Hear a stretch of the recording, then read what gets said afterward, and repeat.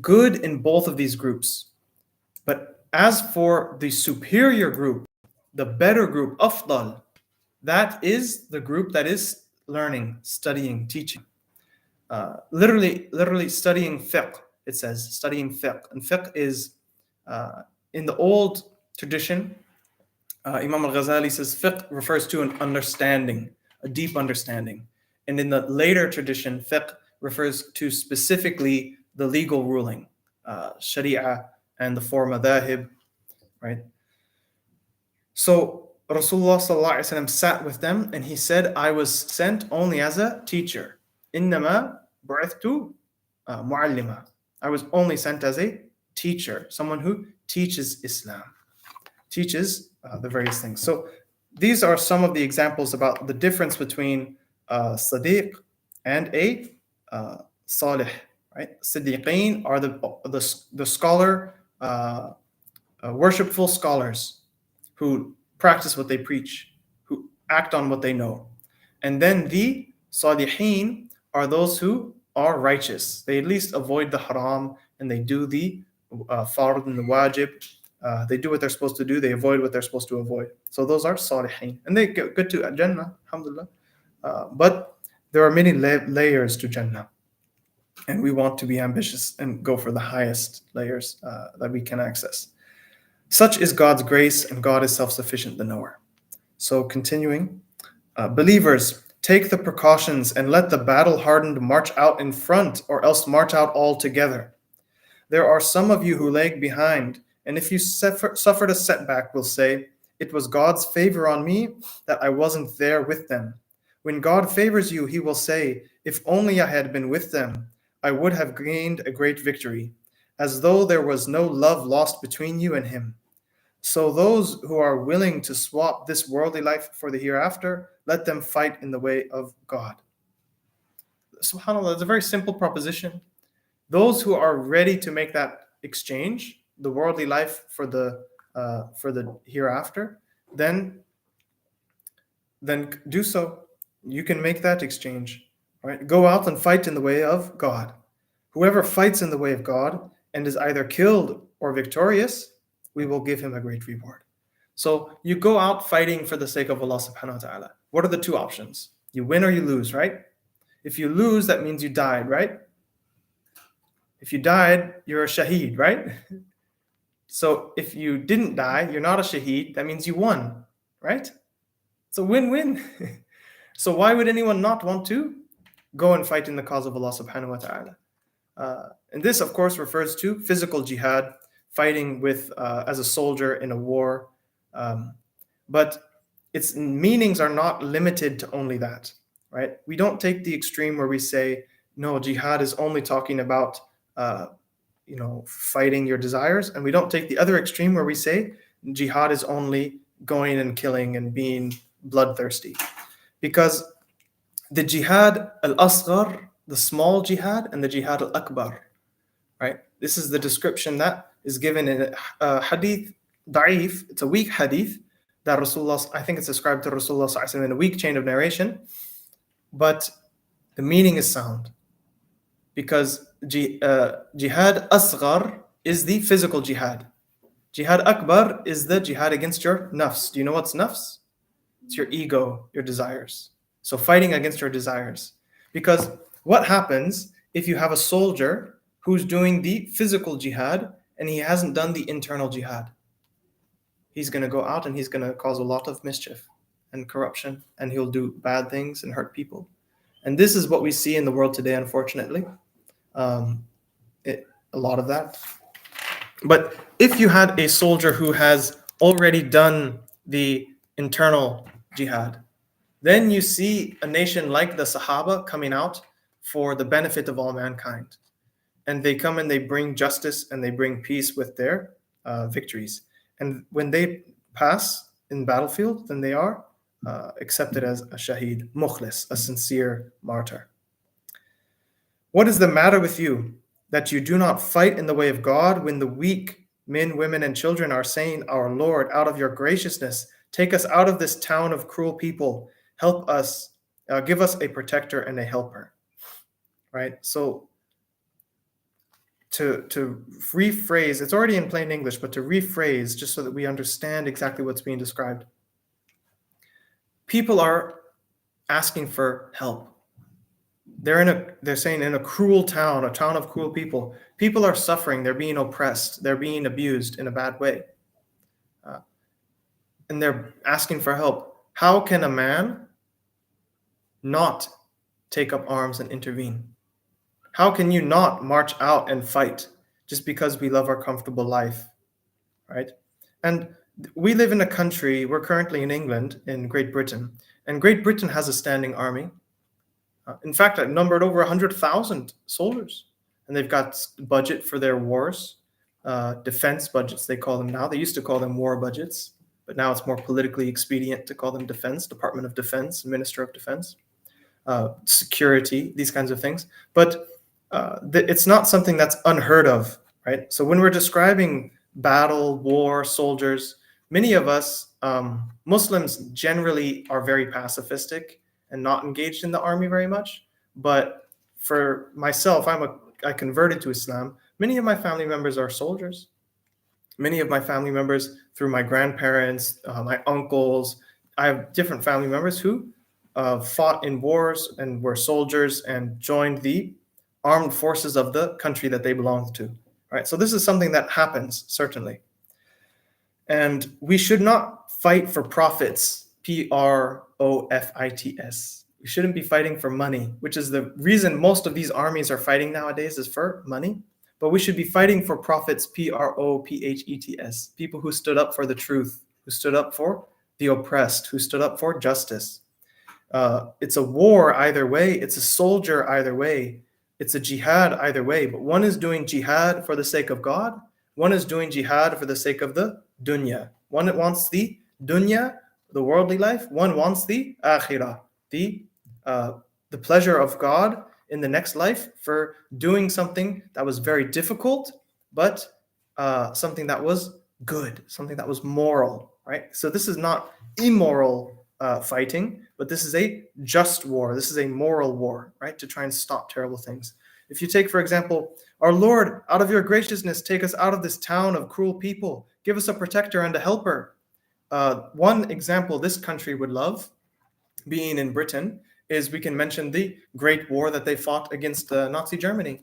This is a war which this country, I think the overwhelming majority of people agree it was an absolutely great idea. It was something that they needed to send soldiers in to intervene and to handle these things.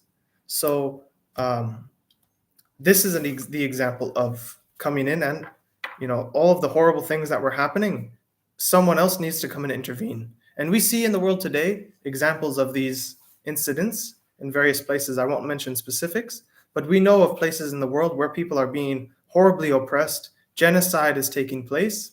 And if there were any men in the world who were, and the definition of a man here is someone who is both strong and not afraid to die, he is ethical. He's fighting for something that is ethical and good.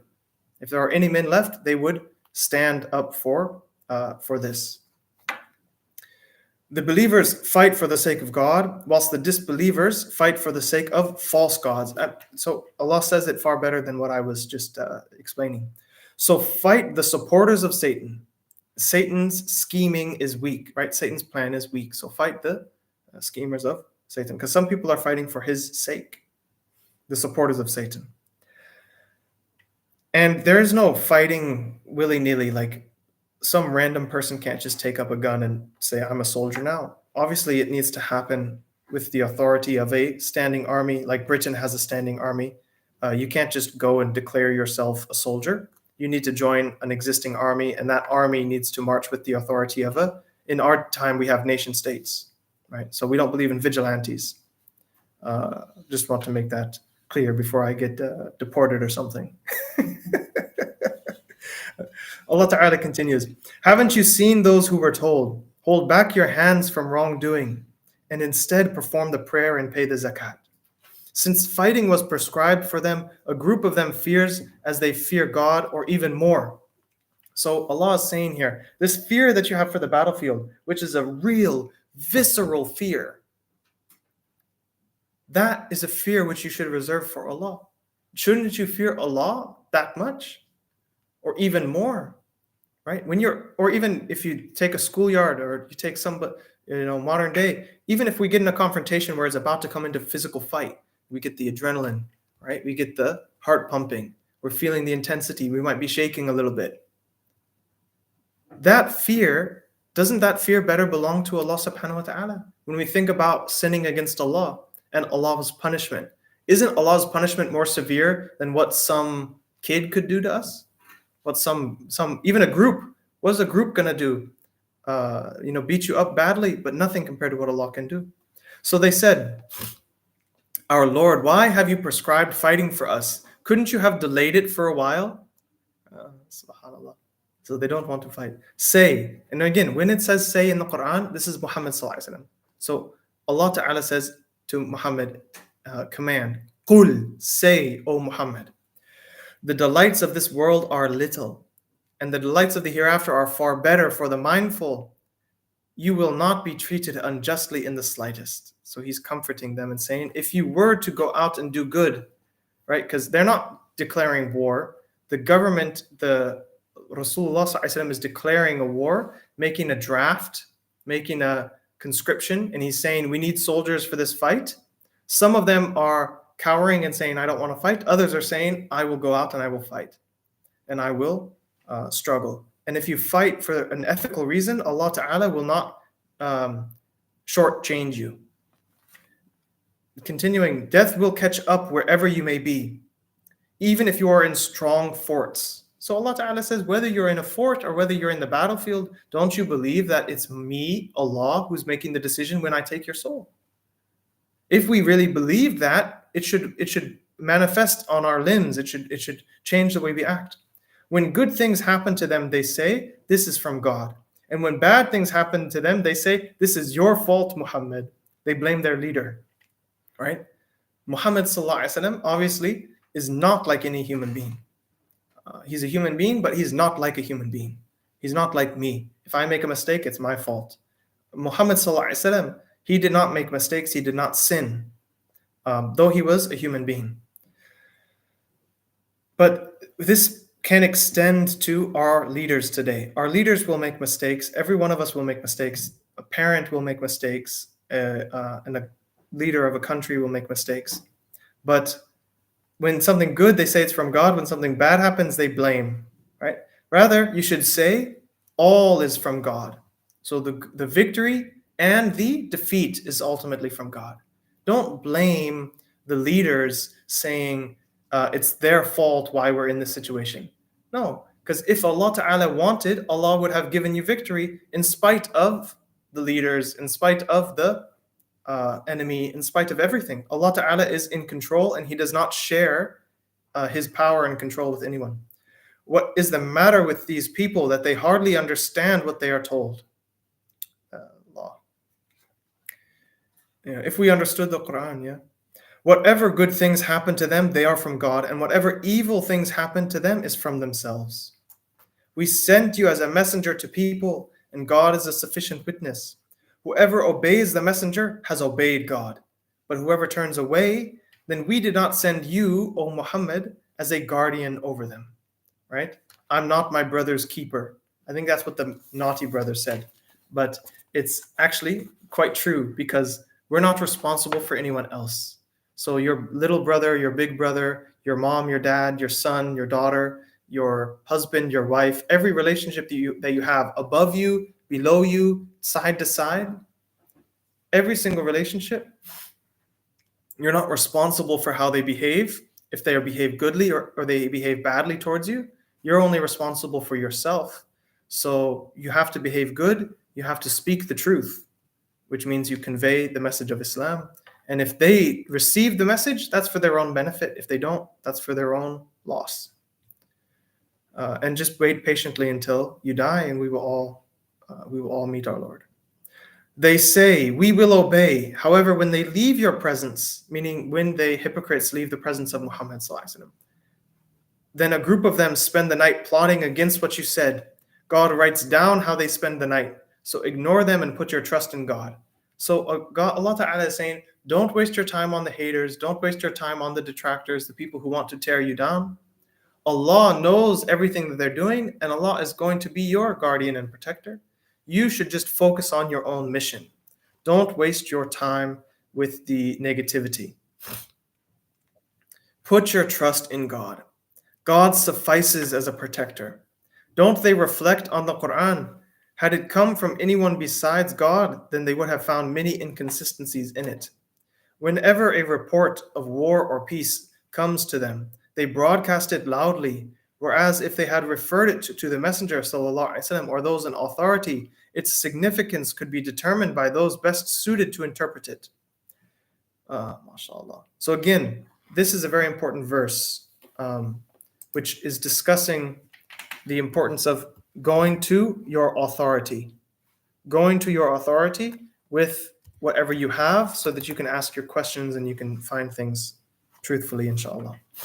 If it had not been for God's grace and kindness, most of you would have followed Satan. So Muhammad, fight in the way of God. You are only answerable for yourself, and encourage the believers. So again, this is emphasized in the Quran so many times. You are only accountable for yourself. You need to be self-responsible. And that's two things. One, it means you don't need to pretend that you're responsible for other people. And two, it means you need to stop blaming other people. You cannot blame other people and say, these people behave badly, therefore I treat them badly, right? I treat other people the way that they treat me. No, you are responsible for your actions. Any bad that you do, it's going on your scale. It's not going to touch them. And any good that you do, even to someone who doesn't deserve it, quote unquote, deserve it, the goodness is going on your scale. It's not going on their scale. And this is a way which really helps us deal with trauma. If people are dealing with trauma, they can internalize this message in the Quran of your locus of control is internal. You have control over your life because you have control over your decisions. You don't have control over how other people treat you, but you have control over yourself, and that's the only thing that matters. You are only answerable to yourself. And then how do you interact with other people? Encourage them. Encourage specifically the believers. Don't waste your time with the haters, with the kuffar, the munafiq, the hypocrites, and the disbelievers. Don't waste your time. But as for the believers, encourage them. The people who respond to the good message, continue to encourage them. But you're not responsible ultimately what they do. It may be that God will curb the power of the disbelievers. Do we not believe this anymore? Nowadays, I think we don't believe this. We're so worried about the ummah is weak and the enemies of Islam are strong. It may be that God will curb the power of the disbelievers. God is stronger in might. God is more severe in punishment. Do we not believe those things? Right? This is what Allah is telling us. Why is He telling us again and again and again? Allah continues, whoever speaks out for a worthy cause will have a share in its benefits. And whoever speaks out for a wrong cause will share in its burden. So you are responsible for your tongue. Not just your hands, your tongue. If you are encouraging something good, then you are getting a reward. If you're encouraging something bad, then you will get a punishment. God is watchful over everything. When anyone greets you, respond with a better greeting or at least return it in kind. So if we say Assalamu alaikum, you say Wa alaikum assalam wa rahmatullah. Or at least Wa alaikum assalam. If someone says Wa alaikum assalamu alaikum wa rahmatullah, you shouldn't just say Wa alaikum assalam. Because he said Wa alaikum assalam wa rahmatullah. So you should at least make it equal. Wa alaikum assalam wa rahmatullah. Back to him. Or make it better. Add wa barakatuh at the end. So you should respond in kind, at least, or actually you should respond with better, or at least respond in kind. And God keeps account of everything. I mentioned this hadith the other day. Rasulullah was reported to have said that Allah Ta'ala sends down 100 blessings every time two Muslims meet. And 99 of those blessings goes to the person who gave a better greeting, a happier greeting, a bigger smile on his face, whatever it may be. And one blessing of the 100 goes to the person with the lesser greeting. So when we should be competitive Muslims, but we should compete on things like this. Who's going to be the best, give the most welcoming greeting? And both of them should be competing to outdo each other. This is how you make a community. Why are you divided into? No. Allah Ta'ala says, I missed an ayah. God is the only God. He will gather you all on Judgment Day. There is no doubt about that. Who is more truthful in speech than God? Why are you divided in two groups concerning the hypocrites? God has driven them back into disbelief for what they did. Do you want to guide those who God has allowed to go astray? Anyone who God allows to go astray, you will never find a way out for him. They will love to see all of you disbelieve as they have disbelieved, so that you may become equal. Do not ally yourselves to any of them until they migrate for the sake of God. If they turn away, seize them and slay them wherever you find them, and take none of them as your ally or helper, except for those who relate to a people with whom you have a treaty, or who come over you because their hearts are weary of fighting you, or of fighting their own people. So this is that very famous verse, kill them wherever you find them, right? These Muslims are crazy. Right. So obviously on a battlefield, that's exactly what you should expect to be doing. That's kind of how battle goes. That's very intense. Battle is very intense. There's shooting, and nowadays there's shooting and there's bombing and there's all these things going on. You're not going up to each person individually, having a conversation with them to see. When you find an enemy combatant, then you obviously try to kill that enemy combatant. That's how my understanding of the rules of engagement for every civilized army in the modern day. But in fact, they go beyond that. They actually kill innocent people, which Islam does not allow, non-combatants. There's a lot of collateral damage, they call it, which is a very sick name for killing non-combatants. But if they... Oh, I lost my place.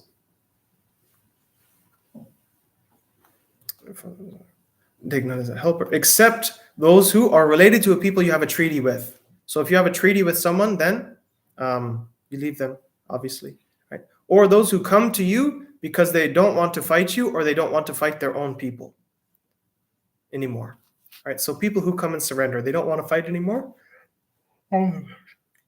You must accept their surrender. Had God wished, He would have given them power over you. So if they have power over us, if the enemy is overpowering us in battle, it's saying, God is telling you, that's us who wanted that. We did that. If God wished, we would give them power over you. Do we believe in anything other than that? Allah is the only God. There's no power other than Him. La hawla wa la quwwata illa billah. So anytime that there's a tyrant, Allah put him there.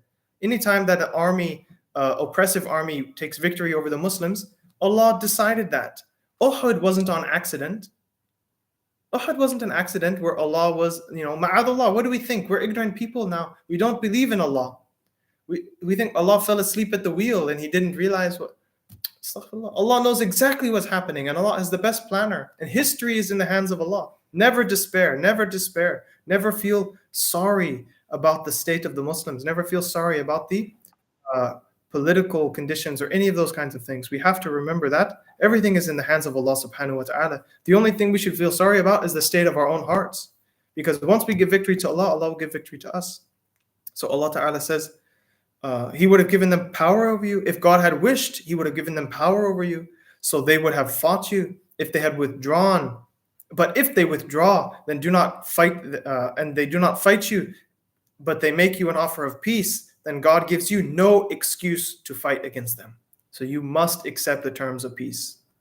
Even if you have the upper hand and you could continue and exterminate them, if they turn and say we want a peace treaty and they stop fighting, then you must accept the peace treaty. Islam prioritizes peace, but it allows for war when it is necessary. There are others who you will find wanting to be on good terms with both of you. Right? They want to be pleasing both sides, but towing the line, and their own people.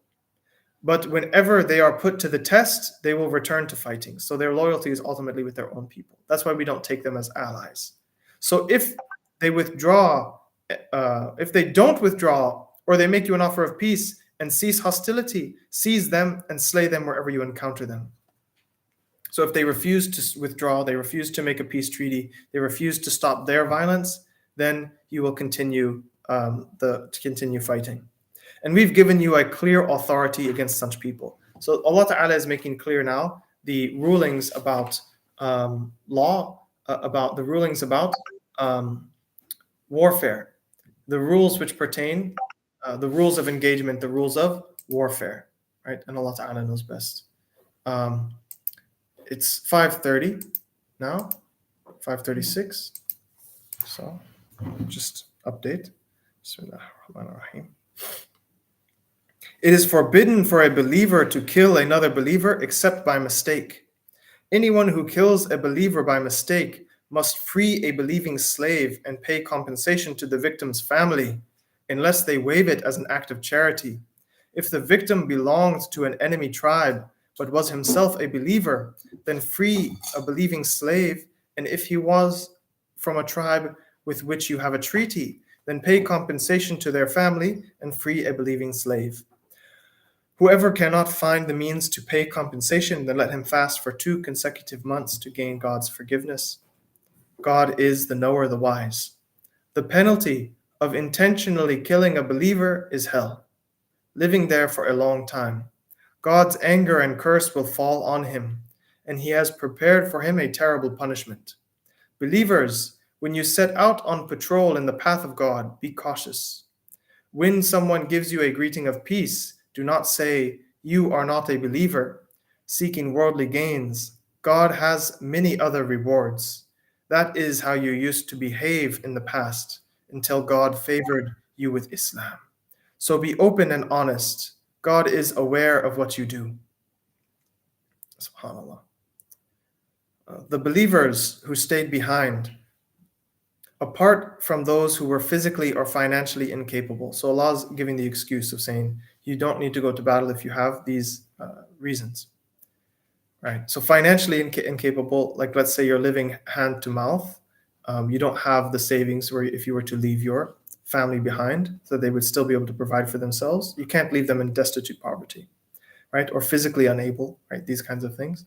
So those who didn't contribute for those reasons, those who left, the believers who stayed behind, apart from those who were physically or financially incapable, are not equal to those who strive with their lives and their wealth in the path of God. So those who do not give their life and their wealth in the cause of Allah subhanahu wa ta'ala are not equal to those who do or don't, right? The ones who do are not equal to the ones who don't. The ones who don't, they're not equal to the ones who do. And again, if someone doesn't have the physical or financial ability, they're not deficient in the same way that someone who is physically not handicapped but still refuses to use his body, or someone who's not financially well-to-do, right? So if someone is financially well-to-do and still refuses to spend in the cause of Allah, God has favored by degrees those who strive with their wealth and their lives above those who stayed behind. God has promised both goodness. However, God has favored those who strive over those who stayed behind with a great reward, high ranks, forgiveness, and kindness. God is God is forgiving, most kind. SubhanAllah. So Allah is really making very clear to us are the descriptions of how great the rank and the forgiveness and the blessings and the rewards will be for those who make more effort and more effort and more effort to continue to strive in His way. The Muslims whose souls the angels take while they were doing wrong to themselves, since they did not migrate, right? Though these are people who did not migrate with Rasulullah sallallahu alaihi wasallam. They will be asked, "What state were you in?" And they will say, "We were in a weak and vulnerable land." So then the angels will say, "Wasn't God's earth spacious enough for you to migrate? For such people, their refuge will be hell. What a wretched destination." Right? So there's a difference of opinion. The Hanafis say, some of the Hanafi ulama say that the obligation of Hijrah ended with Fath al-Makkah, the opening of Mecca. Other ulama say the obligation of immigrating to Muslim lands continues.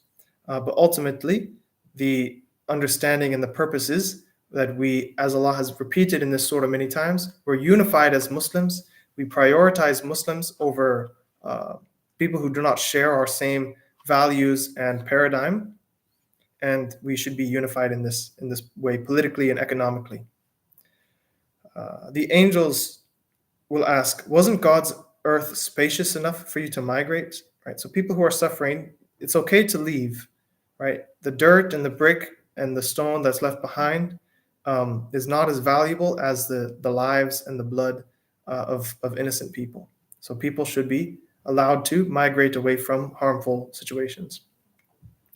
Except for the weak among the men and women and children who were unable to come up with a strategy or were unable to find a way out. So for those who wanted a way out but couldn't find a way out, they're not going to be blamed. They may be pardoned by God. Indeed, God is pardoning and forgiving. Whoever migrates in the path of God will find a place of refuge somewhere in the land and worldly abundance, and whoever sets out from home in order to migrate for the sake of God and his messenger, and he dies on the way, God will grant him his reward. God is forgiving and kind. Right? So again, hijrah is a part of our deen.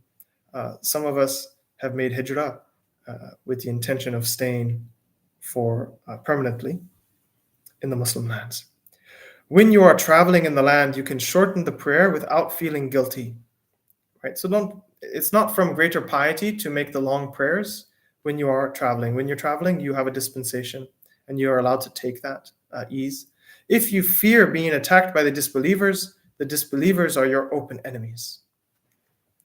A messenger, when you are among them, leading them in prayer, let a group of them stand with you carrying their weapons. Then when they have prostrated, that they may cover you from behind, while the other group who has not yet prayed come in to pray with you, again with due precaution and with their weapons. So this is the verse which is explaining Salatul Khawf, the prayer of people who are in battle. So even, the prayer times, or specific prayer times, even a soldier who is in battle has to pray in his prayer time. You still can't wait until after the battle finishes. You have to pray during the battle, but you have one group cover and the other group pray, and then you swap. Subhanallah.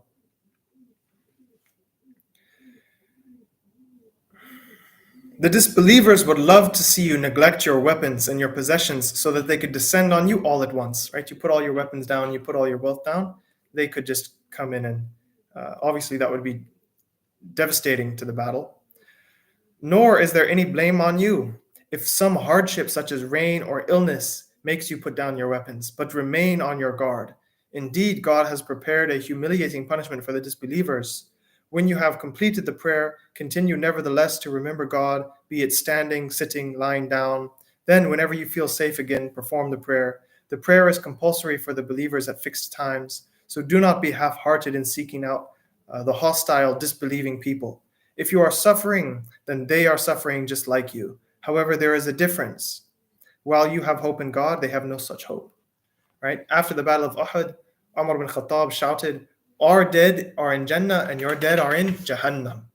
Right? So there's not the same thing for the believers and the disbelievers as far as the battles go. We believe in Allah. We believe in the Akhirah. We are not as attached to living.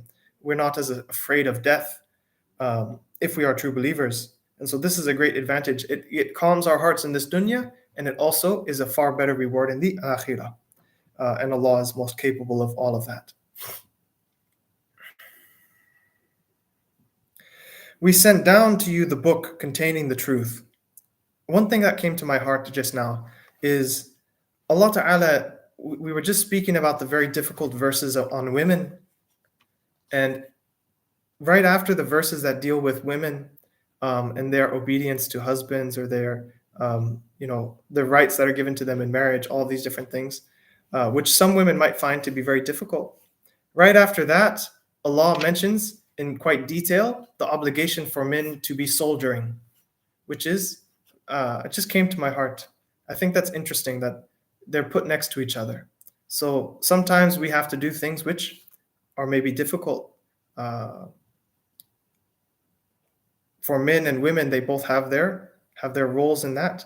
But if you're in unlike war, which is always hell, if you're in a good marriage, hopefully it won't be that much of a hell. May Allah give us all good, happy marriages and families. Ameen. Allah Ta'ala continues, "We send down to you the book containing the truth, so that you may judge between people the way God has shown you. So don't support the traitors, but seek God's forgiveness. God is forgiving and kind. Do not argue about those who deceive themselves. God dislikes anyone who is treacherous and sinful. They try to hide from people, but they cannot hide from God. He is with them as they talk late into the night about things that displease Him, subhanahu wa ta'ala. God is aware of what they do. Believers, here you are defending them in the worldly life, but who will defend them against God on Judgment Day? Or who will be their lawyer?" Right? SubhanAllah. Whoever does an evil deed or wrongs himself, but then seeks God's forgiveness, he will find God to be forgiving and kind. Whoever commits a sin will reap its reward. God is the all-knowing, the all-wise. Whoever does a wrong or commits a sin and then blames someone else for it, he has burdened himself with a slander and a open sin. If it was not for God's grace and kindness towards you, a group amongst them would have misled you. But as it is, they only mislead themselves, doing you no harm. God has revealed to you the book and the wisdom, and has taught you what you did not know. God's favor upon you is great. Never plan to harm others.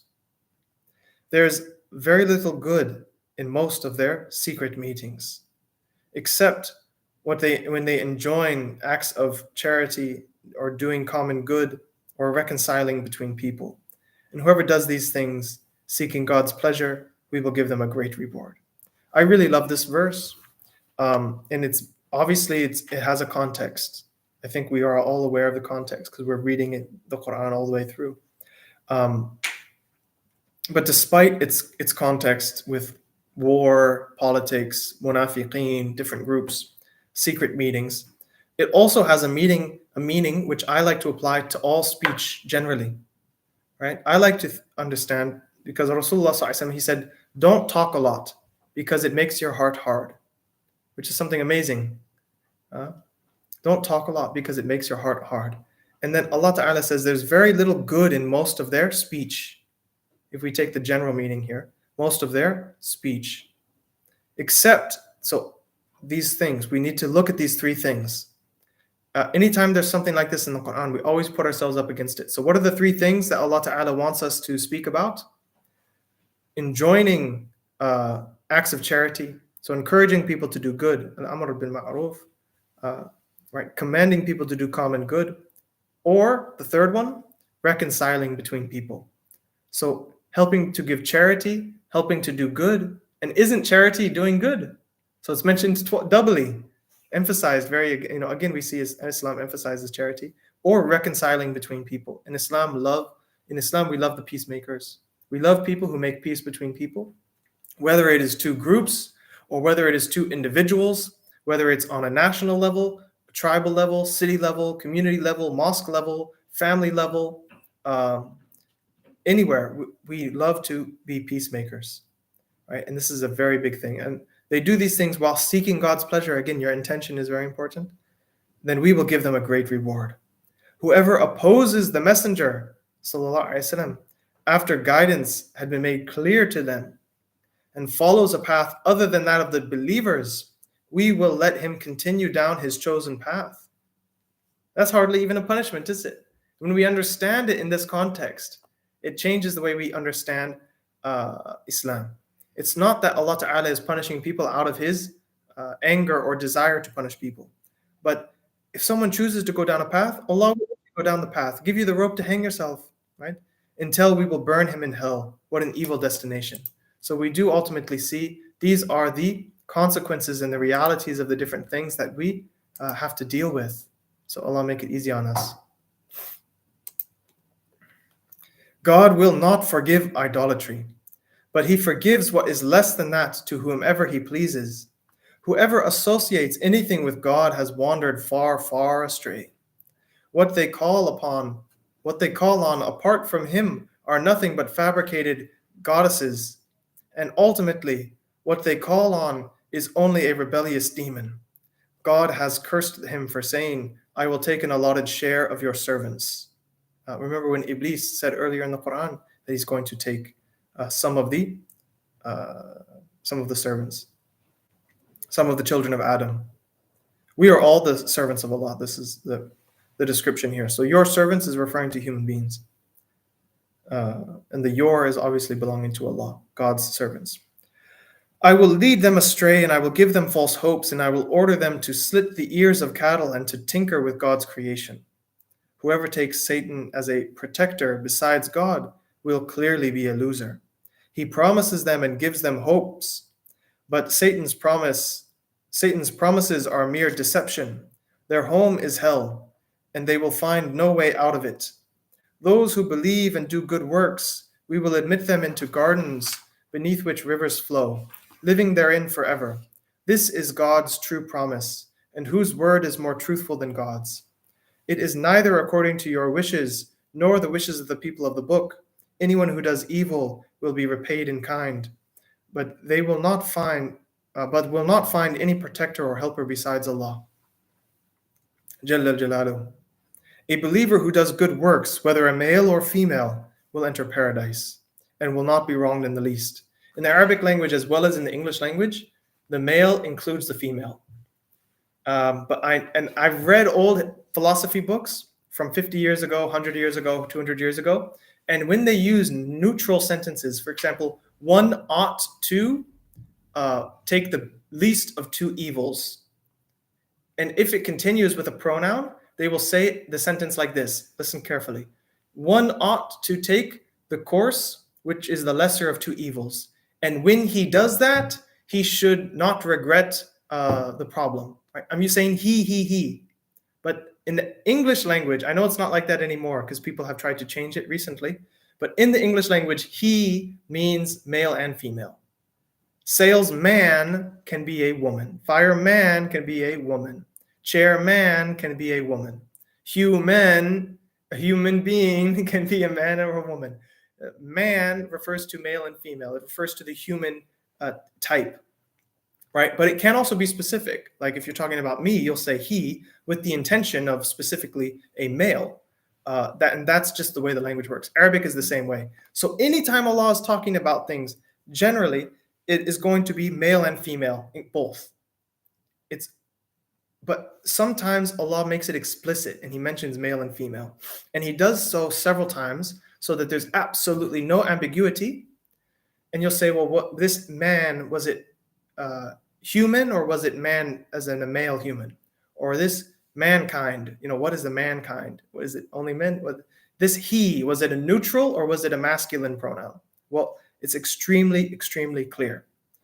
And Allah said it earlier when he said male and female, twice in Surah Nisa, when he said male and female get the same reward for their deeds with Allah. And then here where he says a believer whose good deed, whether they're male or female, will enter into paradise and they will not be wronged. So this is the equality that men and women have. Men and women do not have total equality in Islam, where every single right that a man has is the same right that a woman has. We looked at, inheritance, different things where women and men have different rights. But equality in their religious sense. Can they both get to Allah? Can they both be close to Allah? Can they both get into Jannah? These things a woman has access to, and a woman is not dependent on a man for getting into Jannah, for getting into paradise. Some religions say that a woman will only get into paradise based off of men's approval and things like this. But this is not in Islam. In Islam, a woman can be in a good way with her Lord and she can get into paradise. Does not need the approval of any created being. Allah continues, can anyone have a better religion than the one who surrenders himself completely to God? And again, the meaning here of surrendering yourself to God is the meaning Muslim. Islam, Muslim, it means to surrender yourself to God, to completely give yourself up to God and align your will with the divine will. Can anyone have a better religion than the one who surrendered himself to God completely, performs good works, and out of a natural inclination follows Ibrahim's way of worshiping? God made Abraham a close friend. Whatever is in the heavens and the earth belongs to God, and God has full control of all things. This is something which sums up very beautifully what we've read. God has complete control of all things. And alhamdulillah wa shukrulillah that Allah Ta'ala made us people who are Muslim and we are submitted to Him and submitted to His way. We'll close with this bi'idhnillahi ta'ala. If we have any questions, I know we've got a few people following us online. So we'll close with the dua, inshallah. اللهم آمين الحمد لله رب العالمين والصلاة والسلام على ختم النبيين يا أرحم الراحمين جزاك الله بارك الله لكم ولنا أجمعين. We ask that Allah subhanahu wa ta'ala blesses you, the viewer, the listener, physically in the classroom with us, online. We ask that Allah rewards you, that He gives you your jaza, and that He rewards us, all of us, with the most full and complete of the highest of our intentions and the highest of our aspirations, despite our shortcomings in trying to study, despite our shortcomings in trying to benefit, our bad adab that we might have had. We ask that Allah subhanahu wa ta'ala overlooks all of those things and rewards us with the very best and the very highest of all of our intentions, and accepts all of this worship from us as a form of worship, and we intend it as a form of worship, learning His book and getting closer to His word. And we ask that Allah subhanahu wa ta'ala bless and forgive all of our teachers, and bless and forgive all of our family members and all of those around us, and that Allah ta'ala grants us an understanding of His religion and an understanding of His book. And we ask that Allah subhanahu wa ta'ala make us a guiding light for those around us, so that we can call more people into Jannah and call them away from the fire, and keep our children and posterity on the truth all the way until Yawm al-Qiyamah, and protect us from all the evils of society and evils of the Dajjal and evils of our own selves. Ya Arhamar Rahimeen. We ask that Allah subhanahu wa ta'ala give us a good death and enter us into the highest levels of paradise in the company of our beloved and His beloved sallallahu alaihi wasallam. And this is a great thing we're asking, but we are asking Allah who is most great. And it is easy for Allah to give us what we're asking. He's most rich, He's needless, He can do these things. Ya Allah, you can do these things. Please grant this to us, even though we're not worthy of it. But out of your generosity, we ask you, min fadlika, from your grace and your generosity, Ya Arhamar Rahimeen. اللهم صل على سيدنا محمد عبدك ورسولك النبي الأمي وعلى آله وصحبه وسلم تسليما. سبحان ربك رب العزة عما يصفون والسلام على المرسلين والحمد لله رب العالمين. آمين آمين آمين. السلام عليكم ورحمة الله.